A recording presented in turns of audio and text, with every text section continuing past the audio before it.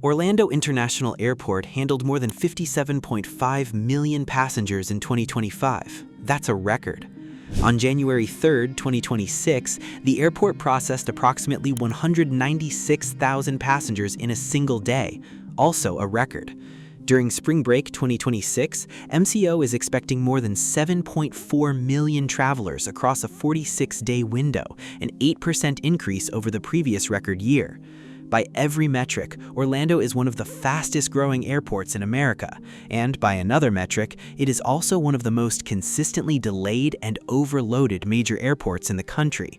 According to recent industry data, MCO had a 26.4% delay rate during the 2025 holiday season, among the highest of any major U.S. airport.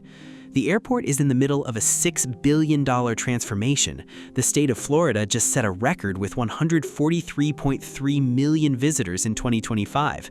And the gap between how much demand is coming and how fast the infrastructure can scale is creating something Orlando has never been before: America's busiest tourist trap. To understand what's happening at MCO, you have to understand what makes Orlando different from every other major U.S. hub. Most large American airports are dominated by one or two airlines running hub operations. Atlanta is Delta's, Dallas-Fort Worth is American's, Charlotte is American's. Even smaller hubs like Salt Lake City and Detroit are essentially controlled by a single carrier. MCO isn't built that way. MCO is what aviation analysts call an origin and destination airport, or O&D, meaning the vast majority of passengers are starting or ending their trip in Orlando, not connecting through to somewhere else. Almost nobody flies to Orlando to change planes. They fly to Orlando because that's where they're going. The reason is Disney, the reason is Universal, the reason is SeaWorld, Legoland, the Kennedy Space Center, and the cruise ports at Port Canaveral. Orlando is the largest theme park destination on Earth. It's also one of the largest convention destinations, with the Orange County Convention Center hosting some of the biggest trade shows in the world. That combination produces a unique passenger profile: leisure travelers, families, conventioneers, and cruise passengers, all flowing through a single airport that wasn't originally designed for the volumes it now handles. In 2025, Florida welcomed 143.3 million visitors. That's a state record. Domestic travelers accounted for nearly 92% of those visitors. International travelers, particularly from Canada, the United Kingdom, Brazil, and Latin America, made up the remainder. Almost all of those travelers either flew into MCO or drove past it. The airport is the front door to a tourism economy that generates more revenue than most countries. Now look at how that demand is structured. Orlando's passenger traffic is concentrated in specific peak periods that compound infrastructure pressure: Christmas and New Year's, spring break, summer vacation, holiday weekends, major convention weeks. During these windows, the airport regularly processes 180,000 to 200,000 passengers per day, far above its design capacity for sustained operations. The 2025 holiday travel period from December 19th through January 5th saw nearly 3.1 million passengers move through MCO. Spring break 2026 is expected to push 7.4 million across 46 days. These aren't gradual increases, they are massive, predictable surges that strain every system in the airport simultaneously. And here's where the gap shows up. Orlando's domestic passenger growth has been roughly flat in 2025, actually down 0.36% year over year for the full year. The growth is happening almost entirely in international traffic, which jumped 8.2% in 2025 with 8.45 million international passengers. International travel involves customs processing, longer security lines, and higher infrastructure demands per passenger than domestic flying, so the airport is processing a slowly shifting passenger mix that requires more facility capacity per traveler, even as raw growth softens. This is why MCO's delay rate during the 2025 holiday season hit 26.4%, more than 1 in 4 flights running late. That's a worse delay rate than LAX, San Francisco, or Boston during the same period. The airport isn't failing operationally, but it's reaching the limits of what its current infrastructure can handle while construction continues and demand keeps surging. Let me explain what's actually being built, because this is where Orlando's future gets defined. The Greater Orlando Aviation Authority, the agency that runs MCO, is in the middle of a $6 billion capital improvement program. The centerpiece was Terminal C, which opened in 2022 as a brand new South Terminal complex. Terminal C was specifically designed for international and select domestic operations, with 15 gates, modern biometric processing, and direct connections to a Brightline high-speed rail station that links Orlando to Miami. It is one of the most technologically advanced airport terminals in North America. But Terminal C alone hasn't been enough. Even with the new facility online, the airport is hitting capacity ceilings. So GOAA has rolled out a continuous series of upgrades across the rest of the airport. Improvements to baggage handling, expanded gate areas at the older terminals, new restrooms, additional retail and dining, an enhanced passenger processing biometric system that has reduced U.S. citizen arrival processing times by up to 65%, and AI-driven queue management to balance security wait times across checkpoints. These investments have made MCO one of the most efficient large airports in the world by certain measures. The airport ranked 6th among the top 50 airports in the Americas for 2026 and 17th globally. Industry awards keep accumulating, but efficiency rankings measure throughput and technology, not whether the airport feels overwhelming during a peak Saturday in January. The harder question is what happens next, because Orlando's growth trajectory looks structurally different from every other major U.S. hub. Look at the airline mix. Southwest Airlines is the largest carrier at MCO, holding roughly a quarter of all departures. Spirit Airlines, JetBlue, Delta, American, and United split most of the rest. There's no dominant fortress carrier. There is no single airline with the leverage to demand exclusive terminals or shape the airport's strategy unilaterally. That makes MCO unusually flexible. It can grow with whichever airlines want to add capacity, but it also means there's no single operator coordinating around peak demand efficiently. When holidays hit, every airline pushes maximum schedules at the same time, and the airport absorbs the entire surge. Spirit Airlines' financial collapse adds another wrinkle. Spirit operates a major focus city at Fort Lauderdale, but it also runs a significant operation at MCO. As Spirit cuts routes and shrinks its fleet through bankruptcy, some of its Orlando capacity is being absorbed by Frontier and JetBlue. But Frontier and JetBlue don't offer the same fare structure that made Orlando affordable for budget-conscious leisure travelers. The volume is being maintained, but the economics for individual travelers have shifted. Then there's the international piece. International passenger growth at MCO has been the most consistent story in the airport's recovery.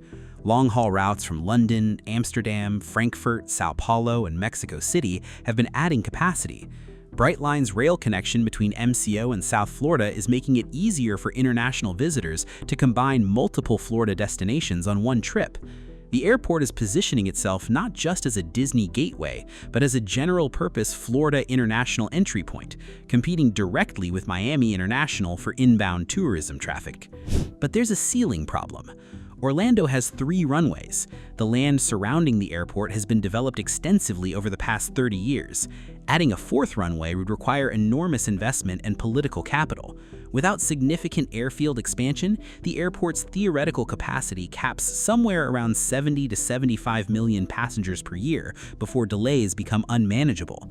At current growth rates, MCO will hit that ceiling well within the next decade. After that, the only path to handling more travelers is more efficient operations, larger aircraft, or shifting some traffic to Orlando Sanford International Airport or other regional alternatives. This is the tourist trap dynamic. MCO will keep absorbing record passenger volumes because the demand is real and growing. Florida tourism shows no signs of slowing. Disney, Universal, and the cruise industry will keep generating travelers. International routes will keep expanding. But the infrastructure to handle all of that is reaching practical limits, even with the $6 billion being invested. Wait times will get longer during peaks, delays will continue to be a defining feature of holiday travel. The gap between the marketing experience, magical Florida vacation, and the actual experience of moving through Orlando's airport during high season will keep widening. For the aviation industry, Orlando represents a different kind of fortress.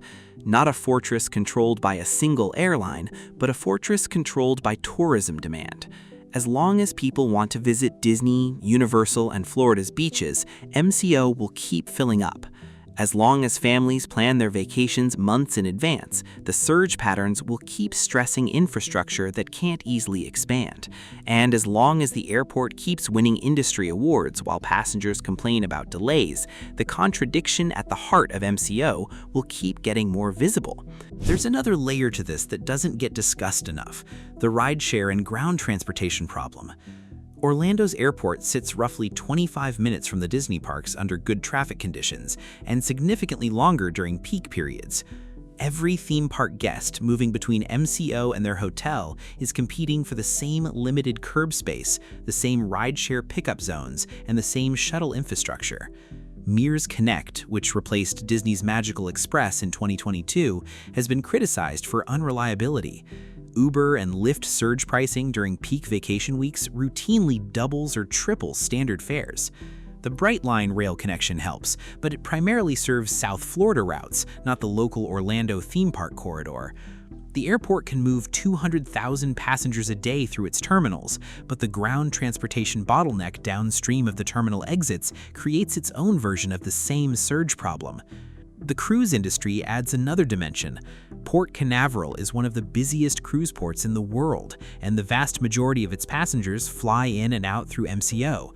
Carnival, Royal Caribbean, Disney Cruise Line, and Norwegian all operate ships that turn over thousands of passengers every Saturday and Sunday.